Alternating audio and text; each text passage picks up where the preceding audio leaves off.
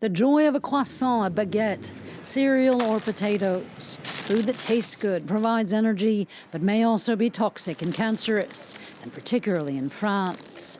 The culprit, cadmium. ANSES, the French Agency for Food Safety, has issued a plea to lawmakers to act as soon as possible and lower the levels of cadmium in all sorts of food produced in France.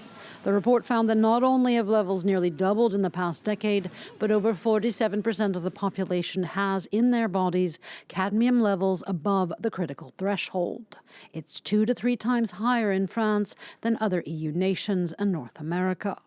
The report also found that among non-smokers, nearly all of that cadmium, or 98%, comes from food and of all sorts. So why does France in particular have a cadmium problem, and how is it getting into the nation's food? One of France's main suppliers of phosphate, which is used in pesticides, is Morocco.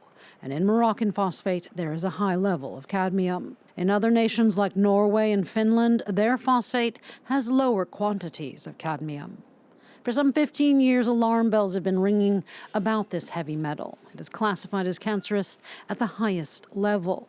In 2019, ANSES called for France's safety threshold to be lowered to that of other EU nations. In June 2025, doctors said France was facing a looming health bomb, with a potential spike in pancreatic, liver, lung, prostate, and breast cancers.